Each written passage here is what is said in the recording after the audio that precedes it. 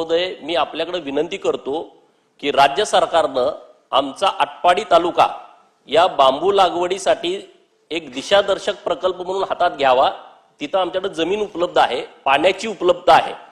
तुमची जी अट आहे 5 एकराची, एका शेतकऱ्याला 2 हेक्टर आपण बांबू लागवडीसाठी अनुदान देतो 7 लाख रुपयाचं, तर ती अट शिथिल करून एक प्रोजेक्ट तुम्ही हातामध्ये घ्यावा की तुमच्याकडे सलग जमीन उपलब्ध असणार आमचा तालुका आहे आणि पाणी आहे।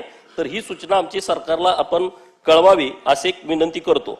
दुसरा विषय, अंगणवाडी केंद्रांना सौर ऊर्जा संच देण्याचा विषय घेतला। किती म्हणजे या घटकाकडे कुणी लक्षच दिलं नाही। अंगणवाडीत मुलं कोणाची आहेत? आमची गावगाड्यातल्या लोकांची मुलं आहेत, 12 बलुतेदारांची, 18 पगड जातीतली शेतकऱ्यांची मुलं अंगणवाडीमध्ये शिक्षण घेतात आणि त्या व्यवस्थेकडे सगळं दुर्लक्ष होतं। 34,000 अंगणवाडीकडे सौर प्रकल्प देण्याचा राज्य सरकारचा निर्णय हा खूप चांगला निर्णय आहे। मग अंगणवाडी सेविकांचं पण मानधन वाढवलं। मागच्या 2.5 वर्षात पण आंदोलन होत होती ना, पोलीस पाटलांचं आंदोलन सुरू होतं।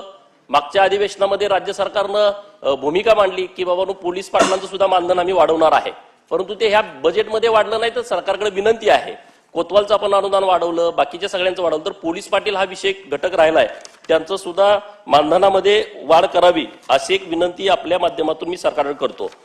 मी दुष्काळी पट्ट्यातला कार्यकर्ता आहे। आमची राजकारणाची सुरुवात दुष्काळी आंदोलनानं झाली।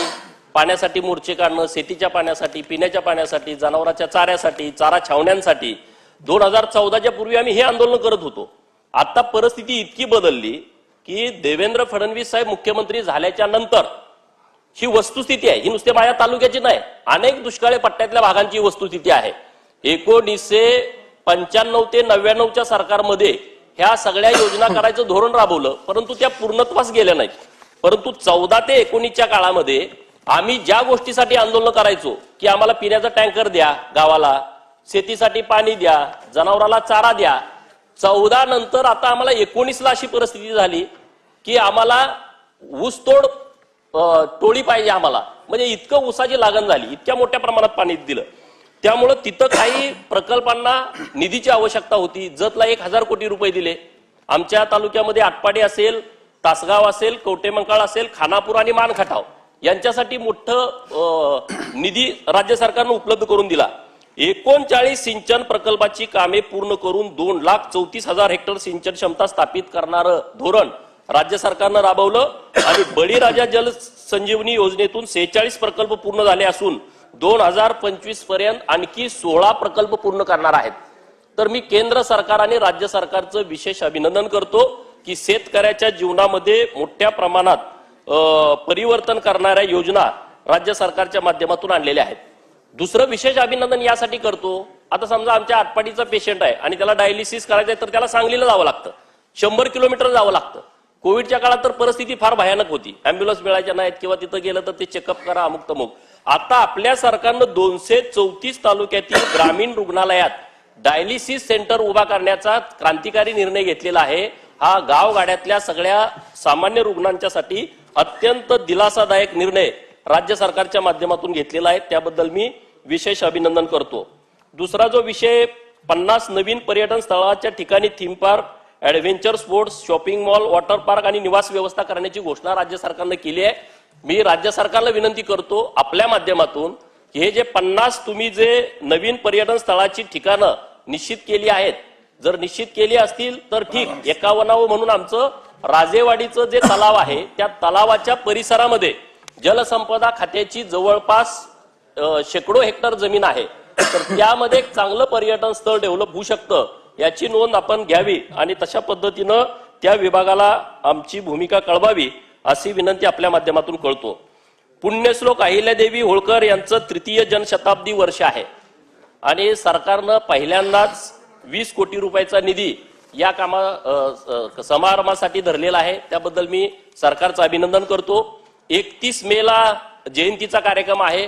राज्य सरकारनं गेल्या वर्षी 31 मेला चौंडीमध्ये माननीय मुख्यमंत्री एकनाथजी शिंदे साहेब, माननीय उपमुख्यमंत्री देवेंद्र फडणवीस साहेब यांनी अहमदनगर जिल्ह्याचं नामांतरण करून पुण्यश्लोक अहिल्यादेवी नगर करण्याची घोषणा केली। आता फेब्रुवारी महिना आहे, एंड संपतोय, मार्च आणि एप्रिल, तर पुढच्या येणाऱ्या कॅबिनेटमध्ये अहमदनगर जिल्ह्याचं नामांतरण करून पुण्यश्लोक अहिल्यादेवी नगर करावं अशी मी विनंती करतो। गिरीश महाजन साहेबांचं विशेष अभिनंदन करतो की 53 कोटी रुपये पुण्यश्लोक अहिल्यादेवींनी जी मंदिरं बांधली, ज्या बारवा बांधल्या, त्यांचं जतन आणि संवर्धन करण्यासाठी घेतले। कधी कुणी बघितलंच नाही या सगळ्या विषयाकडे। तर हे सगळे विषय राज्य सरकारच्या माध्यमातून केलेले आहेत। काही सूचना आहेत माझ्या राज्य सरकारला। सभापती महोदय, वीजच्या बिलाच्या संदर्भामध्ये राज्य सरकार वेगवेगळ्या पद्धतीने प्रयत्न करतं। जी लोक रेग्युलर वीज बिल भरतात परंतु चोरी करणारी लोक जी आहेत त्यांचा सुद्धा भुर्दंड हे बिल भरणाऱ्या लोकांच्या वरती पडतो। आणि म्हणून मी एक विषय आपल्या निदर्शनास आणून देतोय की मालेगाव मध्ये वीज चोरीनं अक्षरशः धुडगूस घातलाय। मीटरद्वारे छेडछाड, रात्री मीटर बंद ठेवणे, मीटर क्लोन केलेले मीटर बसवणे, अशा पद्धतीनं सर्रासपणे वीज चोरी होत आहे। आणि तसे पुरावे कंपनीकडे दिलेले आहेत, परंतु तिथं अनाधिकृतपणे प्लास्टिकचे मोठमोठे कारखाने आहेत जे राष्ट्रीय हरित लवादानं बॅन केलेले आहेत। तरी सुद्धा रात्रीच्या वेळी आकडे टाकून हे सगळे वीज चोरीनं हे कारखाने सुरू राहतात। MSEB ऑनलाईन मीटर असल्याने पूर्णतः चोरी लक्षात येते। मालेगाव येथे नियमित वीज बिल न भरल्याने शासनाचे 320 कोटी रुपये थकीत आहेत। मी आपल्या माध्यमातून सरकारला विनंती करतो की पोलीस आणि MSEBचे अधिकारी यांच्या माध्यमातून या सगळ्या विषयाला काहीतरी आळा बसवावा, मोठ्या प्रमाणात कारवाई करावी अशी मागणी करतो।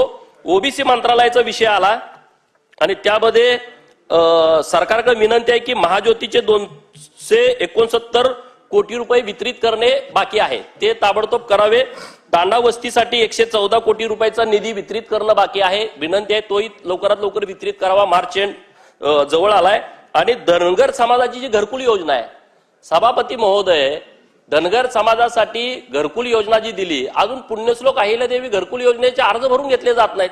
वारंवार बैठका इथं होतात आणि आम्ही खाली आदेश दिलेत, अशा पद्धतीने काही होत नाही। त्याच्यासाठीचा निधी वितरित करणं अजून तुमच्याकडे बाकी आहे। बाकीच्या अनेक योजना, ज्या 22 योजना ज्या आदिवासींना ते धनगरांना ज्या योजना लागू केल्या, त्यातल्या एक प्रभावी योजना राबली कुठली? नामांकित इंग्रजी मीडियमच्या शाळेमध्ये धनगर समाजाच्या विद्यार्थ्यांना ऍडमिशन देणं। 5,500 विद्यार्थी धरले होते, 4,500 विद्यार्थ्यांची फाईल गेल्या 7-8 महिन्यापूर्वी सरकारकडे पडून होती। आता मागच्या आठवड्यामध्ये त्यांनी त्याला मंजुरी दिली। अशा पद्धतीनं टाळाटाळ सरकारनं करू नये। राहिलेल्या ज्या आमच्या योजना आहेत त्या योजनाला निधी लवकरात लवकर राज्य सरकारच्या माध्यमातून उपलब्ध करून द्यावा। धनगर समाजाच्या सगळ्या प्रश्नाकडे राज्य सरकारनं गांभीर्यानं बघावं। धनगर समाजाच्या आरक्षणाचा विषय पण हायकोर्टामध्ये काय निर्णय आला, मला वाटलं सरकार बैठक लावल, पण सरकारचा आज शेवटचा दिवस आहे, तरी सुद्धा सरकारच्या मनात पण आलं नाही की आपण या विषयामध्ये, अधिवेशनाचा हा शेवटचा दिवस आहे, चुकून तो शब्द माघारी घेतो। विरोधक सगळे खुश झाले या विषयावर। तुमच्या भाषणातला शेवटचा मिनिट आलाय। अधिवेशनाचा शेवटचा दिवस आहे।